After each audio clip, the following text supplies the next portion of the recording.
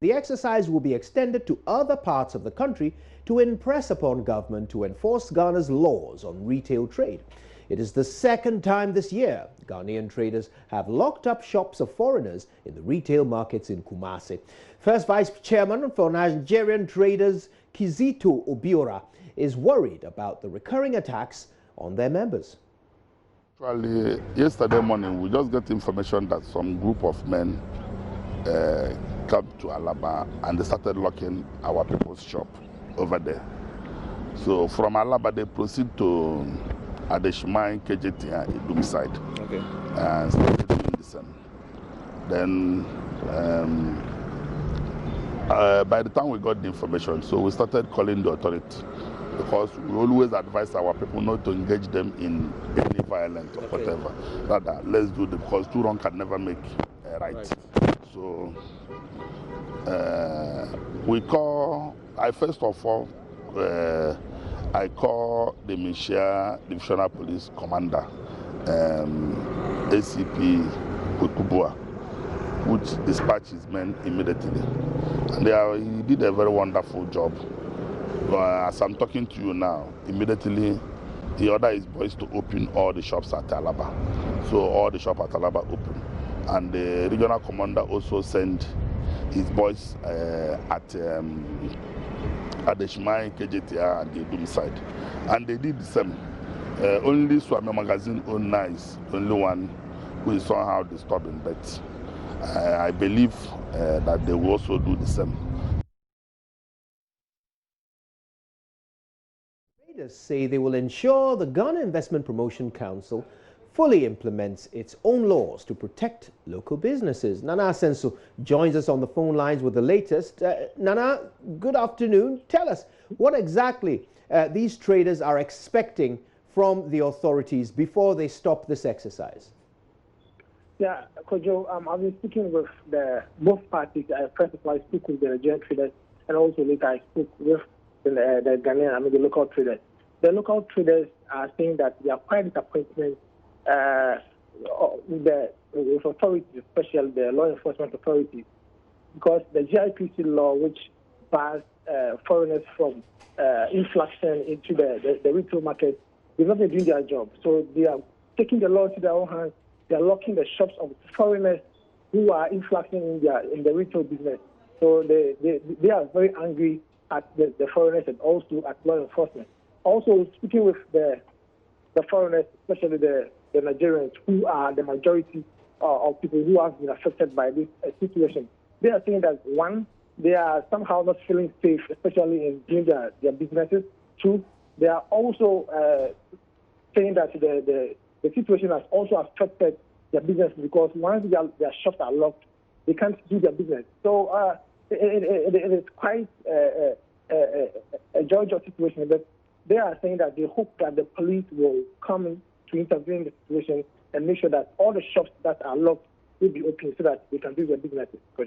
Have there been any incidents of violence, and have we seen a presence of the police service throughout all of this? Yes. For violence, I haven't seen any violence, because the Busa people will just come with a notice. They'll come with their own padlocks, and then they will lock their shop. Then they will put a notice with the notification of the GIPC law that they have extracted. And then for police, starting from yesterday, they started doing the operation from other places like Alaba, Kajitia, and then Story Magazine. But with the intervention of police, most of the shops are open now, with the exception of shops at Story Magazine, which are still under lock and key. Well, thank you very much for that update. No doubt this is an unfolding story. We'll be talking a lot more to you on this matter. We appreciate it.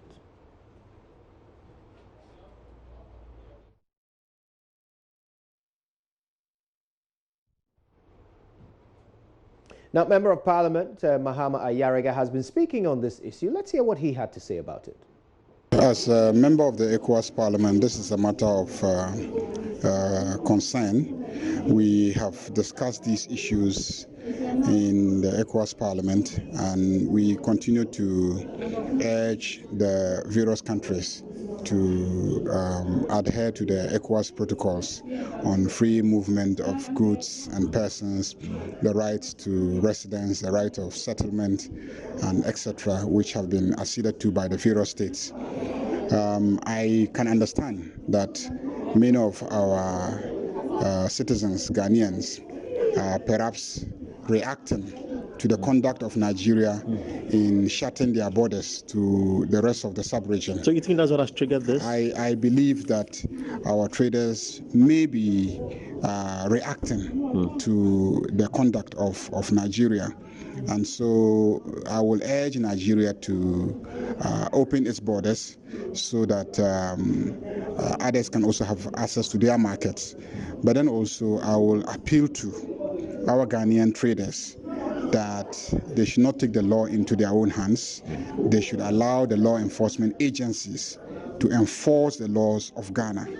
They should continue to hold those of us responsible for the enforcement of the laws accountable, but they should not take the enforcement of the law into their own hands. I have said elsewhere that the Nigerians who are here are contending that they are ECOWAS citizens, and as ECOWAS citizens, they have a right to settle in any ECOWAS country and to carry out business in any ECOWAS country.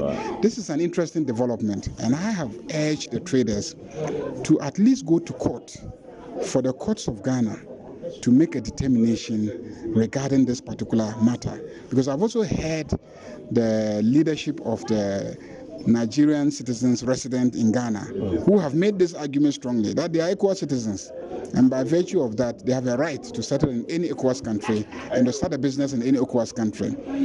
The law doesn't look that way, but I am not the one to say what the law looks like. It may just be my view. So I urge our citizens to go to court for the court to make a determination. Because even though the ECOWAS protocols appear to urge countries to move towards such a position, I don't think the municipal laws of the various countries have taken that position yet. And so you may want the court to make a determination as to whether there is such a thing as ECOWAS citizenship, by which rights any member of ECOWAS countries can go into any country in ECOWAS and settle there and start a business. Right. Well, joining us on the phone now is Dr. Joseph Obeng. He's the president of Goethe. Dr. Obeng, good afternoon. Thank you very much for your time here on The Pulse. Yeah, good afternoon. Now, we understand that a meeting between Goethe and NUTA executives is going on at the moment. Can you give us an idea of what is being discussed? To tell the truth, I'm not aware of that. This morning, their president called me, and then we talked casually on what is happening, and we haven't, as a group, met and discussed anything. If there's something of that sort going on, then it's news to me. So tell us, this action of the traders in Kumasi, is it sanctioned by Goethe? Yeah. In fact, what they are doing, you can actually say they are even rebelling against their leadership. In that, we had given them even a timeline. You remember that we said that we will we gave ultimatum of 3 months that we are going to do the Destiny Day demonstration. So this is an ongoing thing that we're going, and then we promised them to stop closing shops, and that we are talking to government, and that we gave the ultimatum.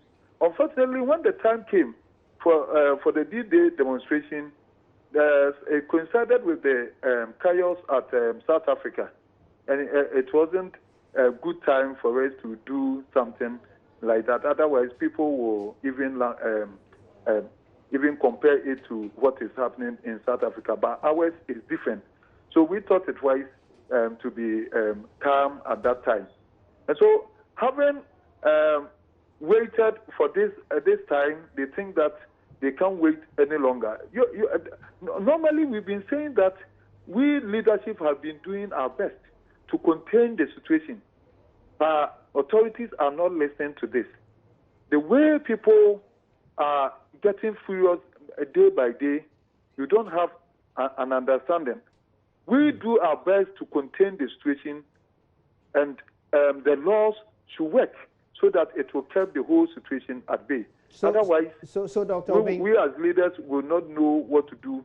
So Dr. Obeng, what you're saying is that as an organization, Goethe endorses the forced shutting down of these shops in Kumasi that are believed to be owned by Nigerians. You endorse it? What is the meaning of force? Because I heard somebody saying that what we are doing is illegal, or I think somebody is in your distance saying this. That was the voice of Mahama Ayariga, who is a member of and so the ECOWAS Parliament. What is he saying about this exercise that the trading community is doing? What did he say? That we don't have to do it, or he said something to that. I wanted to know so that I can contribute. All right. So what he is saying is that even though you are advancing a position that you believe is backed by law, the correct way of advancing that position is by going to court. We're a country of laws, so if you go to court to seek that your understanding of the law be upheld, then it's followed by enforcement. But if rather you decide to take matters in your own hands, so you we encroach are talking about on private property. Now the illegality is three. We have three illegality being perpetrated on the good people of Ghana. The one illegality is the fact that governance, those who have been given in charge of governance, who have sworn to defend the constitution, the laws, the sovereign laws of the nation, who are not enforcing it, is illegality. Then we have the second illegality of those who are flouting the laws, the DIPC laws, who are flouting it. And then our very self, the trading community, who we are also flouting this law. So which of the laws are you talking about? Which of the illegality? Is it the one that government, those that have been given the mandate of governance, who are in charge, and that the citizens deem it the right to demand this rightful act of Parliament, that it is enshrined, and no one is contesting it, like he himself said. So which of them? Which of the illegalities? Well, it's about time that Ghanaians also understand it. If the law is not good, if Parliament is there and order, they should prescribe it. And then we know our fate, that nothing is protecting it. Dr. Obeng, so are you saying that the law should stay out of it so that you can settle the matter through your illegal means? You call it illegal, and I'm asking you, which of the illegal? It's three types of illegality being perpetrated that means in this country. That means you understand what I mean when I say, Dr. Obeng, these laws. Dr. Obeng, that means you understand what I mean when I say that what you are doing is illegal, because you add it to the three. You add it to the three illegal things that are happening. Advancing the illegality thing. Which of those illegality you are talking about? What are those of them? So you said yourself, illegality in the market. Dr. Obeng. And then somebody who is to enforce the law is not enforcing it. And then somebody who the law affects directly is trying to make the law work. Who is perpetrating illegality? Dr. Obeng, you said yourself you are all perpetrating illegality by your definition. So if that is the case, that is your inference. No, that's what you said. You referred to them. Dr. Obeng, let's talk one at a time, please. Let's talk one at a time. Hello, Dr. Obeng. Hello, Dr. Obeng. Yes, let's talk one at a time. You said yourself that there are three illegalities. And when you were listing those three illegalities, you included the forcing shutdowns of the shops. You said this yourself. So I'm quoting you. I'm not expressing my opinion. I'm simply repeating your own words. I'm sorry to interrupt, but I'm saying that it depends on where you are standing. That's where you see the illegality. We also are seeing illegality by the people who are flouting our laws and the people who are not enforcing it. So that's how we see illegality. So why don't you take it to court, Dr. Obeng? Oh, so the government can also take us to court. Because you are saying that they are also illegal by not enforcing the laws. So who is taking who? So what you are saying is that the government should arrest your members and take them to court. If government go to court, are we not going to talk about issues and that the one who is to enforce? Because this thing is enshrined in our constitution that laws, sovereign laws, the acts and all that have been enacted by Parliament should be enforced to the letter. And you are not enforcing it, and then the victim, rather, you are saying that is perpetrating illegality when he is seeking for the law to be enforced. I don't understand. The press should also understand it. So you are inviting the authorities to actually arrest you and take you to court so that the matter will be discussed in court. And they can, yes, in this case, if they want to pursue that angle, they can do that. And then it will settle all once and for all, because there is a law. Because I'm happy that we are in a constitutional rule, and that we'll go to court and argue the things and see who is to enforce what. Thank you so much for your time with us. Dr. Joseph Obeng is the president of Goethe.